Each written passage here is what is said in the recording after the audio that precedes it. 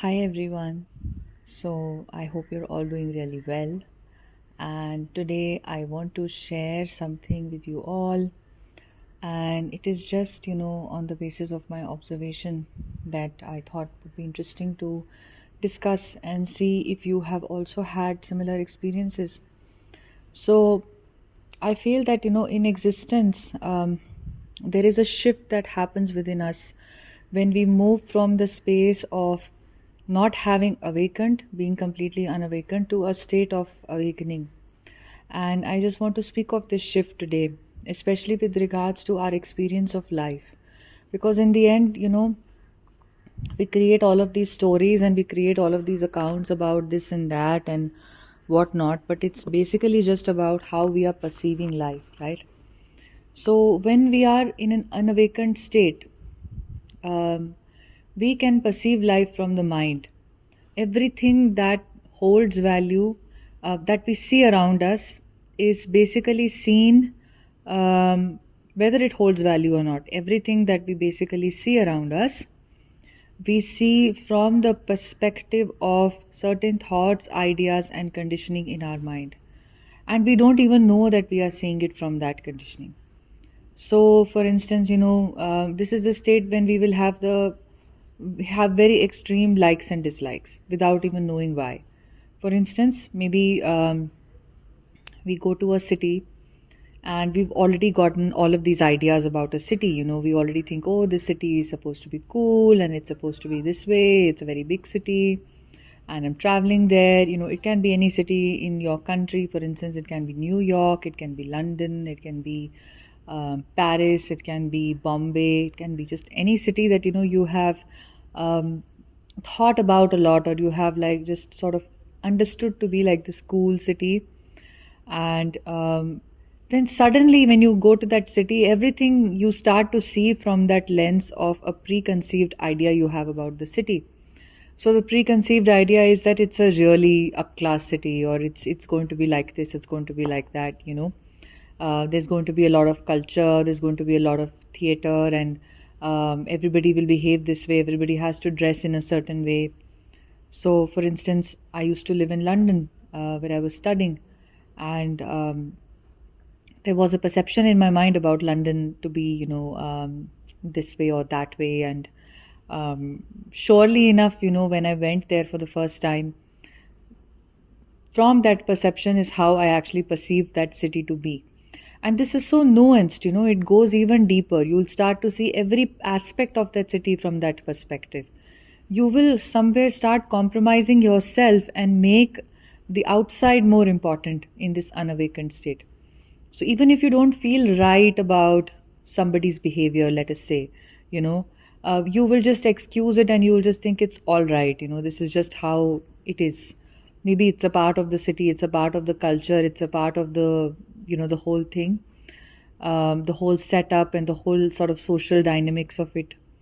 So there are already these ideas present, unconsciously. You're not thinking about it. So let us say, romanticizing something is also a part of this.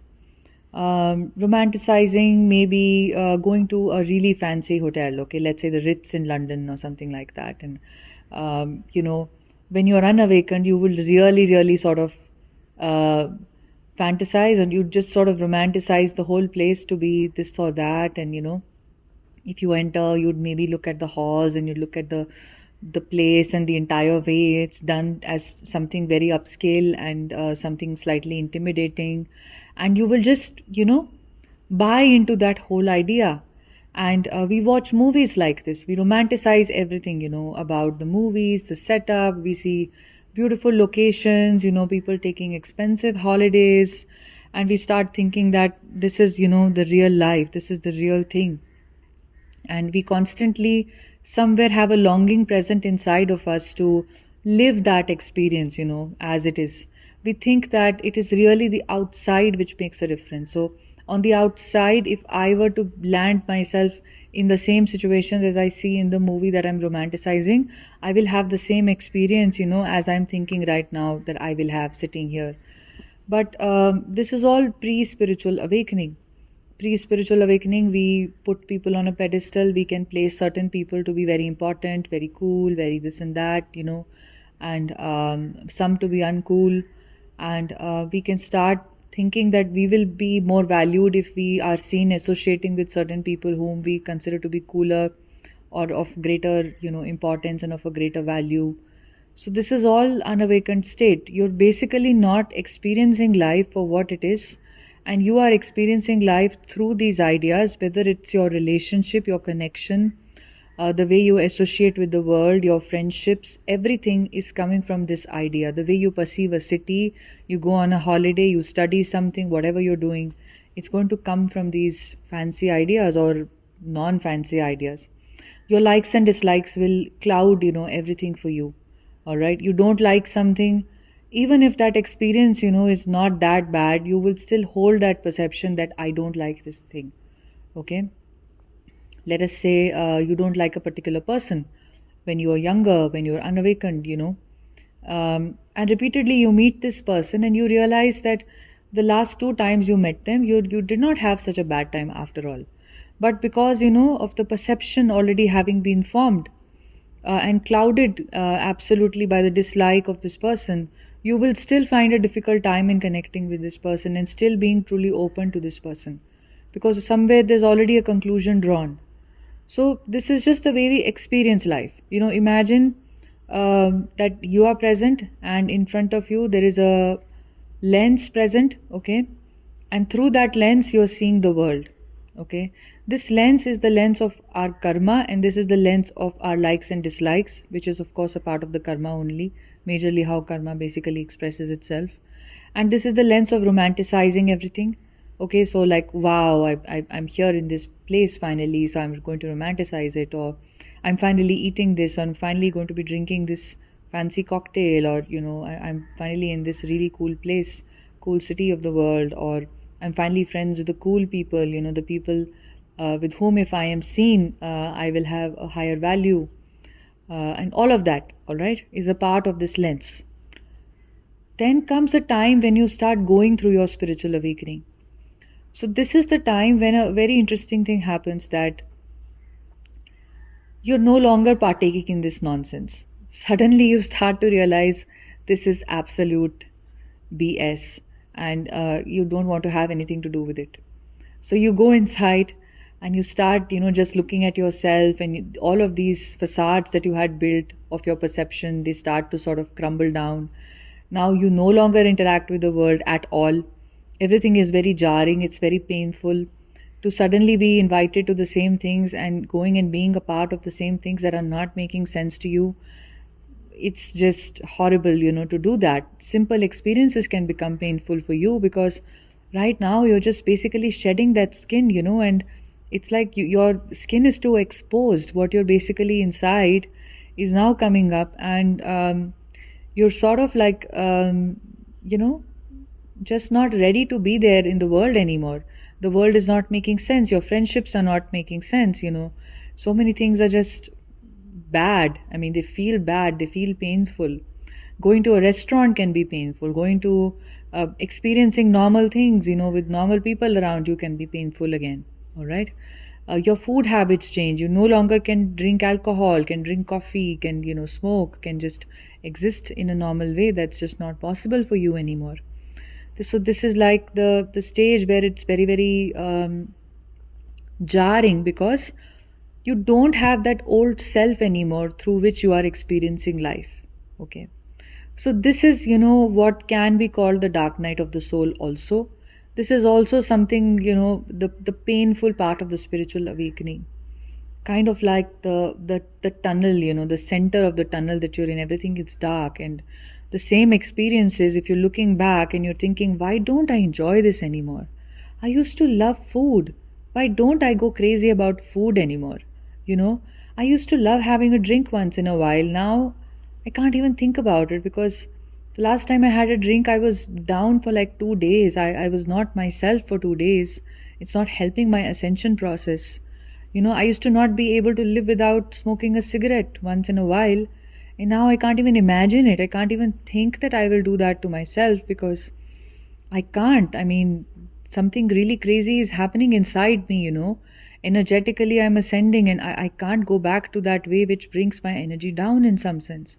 Okay, so this is painful also, because you don't know where you're going, you don't know what is forward, what is really ahead, and you don't know what is behind you. You know what is behind you, and that is something you absolutely can't tolerate anymore, because you're no longer able to interact with that anymore. You don't have those lenses anymore. Those lenses have sort of started to crumble for you.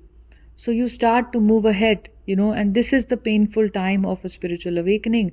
This is when, you are closed off. This is when you're not closed off because you are saying no to the world. It is because you can't tolerate the world. You hate the world. I remember I used to be like this. I used to just be like, don't even like, no, I can't even stand, things. I became an extremist completely, unable to go to social gatherings, unable to do anything, unable to just find my bearing, and unable to tolerate, the same kind of people with the same kind of discussions and conversations, knowing that I'm very sensitive, knowing that this is not, my space anymore. Sometimes in certain gatherings with, extended family, I would feel so uncomfortable. And this was when, I was meditating every day, I was doing my practices, and I was stable otherwise. But I could just sense that this is not my room, So where do I go? What is my room? Is my room only my bedroom from where I don't want to exit? Where I just want to continuously be in my energy, and just do my own spiritual stuff and my healing and this and that. And maximum, I mean, the only good thing that makes sense is nature, just going to a wild park, like being with birds, being with the sun, being with the sky. That makes sense, maybe one or two people that you speak with, maybe one family member, that you're surprised is somebody who understands you, that to some extent that you can have conversations, or you can just start being drawn to animals a lot. You can start spending time with your pet animals. I remember just the only company I ever enjoyed was just my dog. You know, the only company I could tolerate was just my dog's company. Simply because it's so difficult, so jarring to just, it's overwhelming, right? And you want to protect yourself. You really want to protect yourself, and you have to, because it's like a newborn baby, that the example that I've often quoted. Or it's like the new skin that is coming out, after the old skin is shed. Some protection is needed for it to suddenly, it's too sensitive to outside stimulation, right? This is also when you continue to still be in the mind, and the only thing is that the way you are in the mind is shifting. Earlier, the way, the lenses were different. Now again, you are still in the mind to some extent. You're also gaining some awareness of the present moment, yes.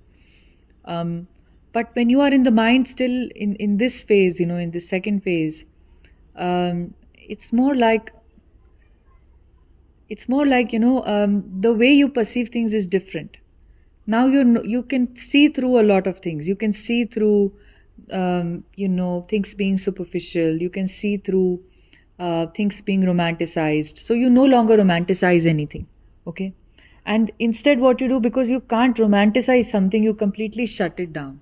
So, for instance, if I can't romanticize going to a fancy restaurant, I would not even go to the restaurant. Like, because my experience of relating to the restaurant was only and only coming through romanticizing about it until a certain time, Like, I'm speaking of like fancy restaurants, fancy places, cafes. I used to like going to cafes quite a bit in my unawakened state. I used to thrive in cafes. I used to be the one who would take her laptop and, just sit there and have a couple of drinks, like a coffee or like a hot chocolate or something, and just be there for 4 hours and, work from there. And my weekends used to be spent, in random cafes, just trying different food, and then stepping out, having a smoke, looking at people around me. This used to be the way I used to live, in my unawakened states. And it used to be something was missing all the time. So now, when I started to go through the second stage, that is when I completely shunned everything out, because I could not smoke anymore. I could not drink coffee anymore. I could not tolerate people anymore. Everything is so sensitive, things are just shifting for me so badly and so drastically that I can't stand anything anymore.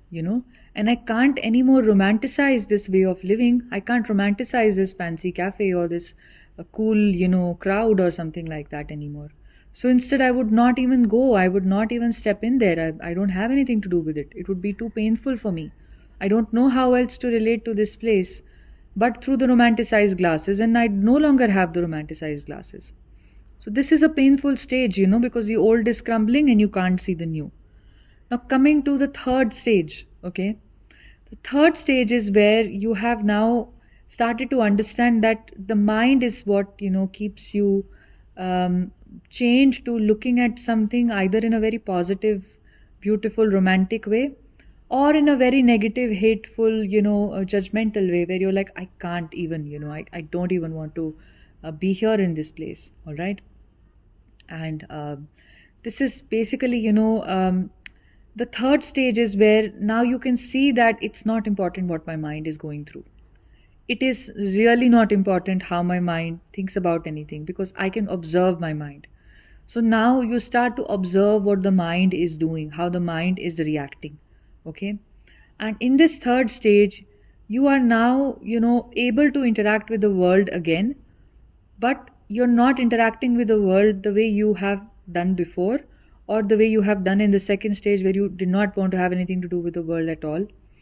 But this is a stage where you're like, I'm okay with the world and I'm okay with being with certain people that automatically come to my life. And if even if I have to be by myself, that's also okay. But the entire idea is that you're not looking at the world from the mind anymore. You can look at the triggers that the mind still carries. It's not to say that the mind has completely,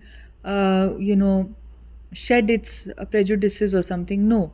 Or the mind's impressions are gone. No. The mind's deep impressions can never fully, completely disappear till you've literally just become an enlightened being, I suppose. And I think even then, the Buddha said that the mind still remains. That's the greatest mystery.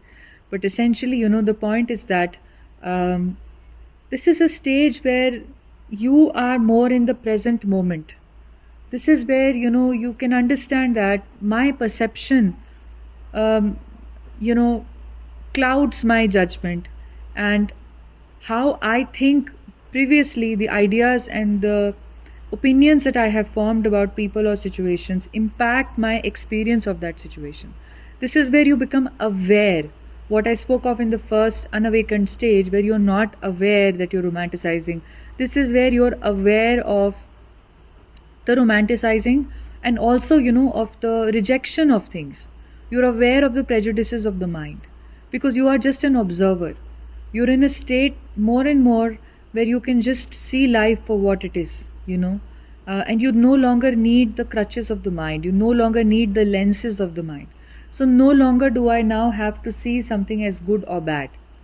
No longer do I have to have any judgments. It's not a thing that I have decided I will not have judgments. No, the judgment can still come up in my mind because it is still registered, but I will observe that judgment rather than running away with it rather than letting it cloud my perception of life. So, this is the shift where you are perpetually starting to exist in the present moment. And this is where you will start to observe specifically with this journey as well, that how the mind basically is obsessing, how the mind makes everything about, other people. And this is just the game of the mind. This is the cycle of the mind, that the mind will repeat itself like that. You can observe that the mind likes to be in its comfort zone by reinforcing that entire idea, that what it is comfortable with, the judgment that it is comfortable with, the same thought patterns that it is very comfortable with. So, obsessing over your counterpart, absolutely, the mind loves it. That's like fodder for the mind to thrive on and to just be. It basically thrives on that. Fears that come to you. Oh, I'm so afraid that my counterpart, I may lose him or her. Oh, I'm so afraid that this may happen to me. Oh, this person did me really wrong, and I literally don't have, I have so much negativity and animosity in my heart for this person. The mind basically gives you these triggers because it utilizes, your emotions also get charged up in certain places. So, if you, for instance, don't like somebody, okay, the mind already has a conclusion about it. So, what will the mind do? The mind will quite literally utilize that emotional charge and bring that to your focus and awareness. Oh, but this person did this, that person did that. I used to have this problem, where if I would have an argument with somebody, or I would not, have a pleasant experience with somebody, it used to disturb me for many, many days. And I used to, sort of, when I used to be in the mind, that entire experience used to just be so overwhelming, because the mind would keep rehashing that negative feeling that I felt in that experience. And consequently, that entire experience started to have a lot of, you know, a lot of sway on me. It started to cloud, my normal day to day functioning. I would just feel really bad, I would feel really awful, and I would feel really terrible. But only because I was relating to the mind, I was in the mind. And the mind thought that this happened and that happened, and all the animosity the mind would bring up. And my entire experience was just clouded. And I used to know that deep down, I knew that it happened already. It happened 1 week back. Or why am I still bothered with it? Right? But this is the mind's trick, to constantly poke you where it knows that you can be poked. What does this poking mean? It means that where it knows that you will lose your awareness of the present moment. Right now, I'm very focused on the present, and I'm, doing something. The mind just exactly knows what it is that will bring me out of this present moment awareness based living. It will remind me of something painful. It will remind me of something hateful, something sad. And similarly, it can also do it in the other way, where it will remind you of your twin flame. It will remind you to obsess over your twin flame, because that is the best kind of order on which the mind and the ego will thrive. If you stop paying awareness and you stop paying attention to your ego, mind, and your thoughts, basically it ceases to exist, right? It is only relevant because you're paying attention to it. You're not the mind. When you move your attention away from it, this entire program just collapses, right? It ceases to matter. So it wants to matter. It really wants to matter. It wants to survive. It's about, it's also trying to survive. Your ego is trying to survive. So if you want to understand more about this, this is how life basically survives. Because we don't have life without our karma. So this is how karma exists through our ego. It exists through our mind also, right?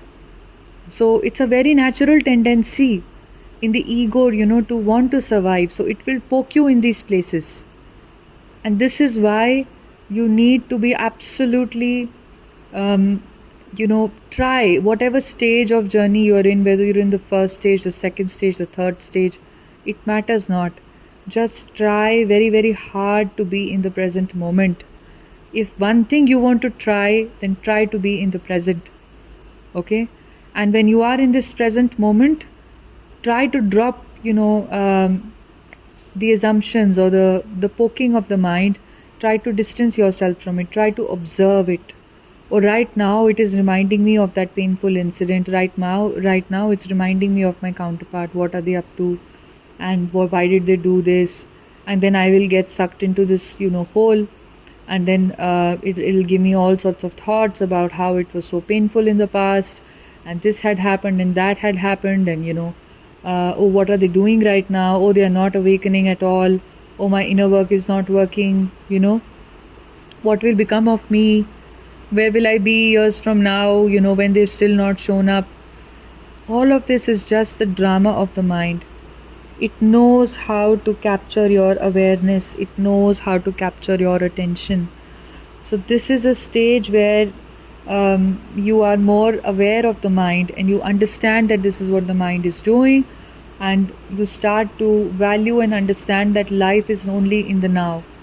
So now, if you're re experiencing the same things, let's say you're again back in the big city, that you used to be able to look up to, or you're again back in, let us say, maybe a fancy restaurant or a cafe that you used to like. Now you will see that place for what it is. You will no longer romanticize it. You will exactly experience it as it is. Okay? And that creates a lot of it changes the way you decide things. So you no longer will pursue mindlessly. You no longer will try to look for easy fixes for you. For instance, maybe you would have wanted to go out and party or do something fun, or do a lot of fun things. Now you're no longer seeking that, because there is a certain balance which is present inside of you. You're not seeking that fun outside of you. You know that it basically is just all coming from within you, right? It's the experiences within you that are an expression that you're interested in, expression of who you are, expressing yourself through taking the right action. But instead, you're not running away with what you see around you, and you're also not that triggered anymore. So you don't hate the kind of people that you had started to hate, or the experiences that you had started to hate in the second stage. Actually, the thing is that in this stage, you're creating completely new experiences and you're with new people.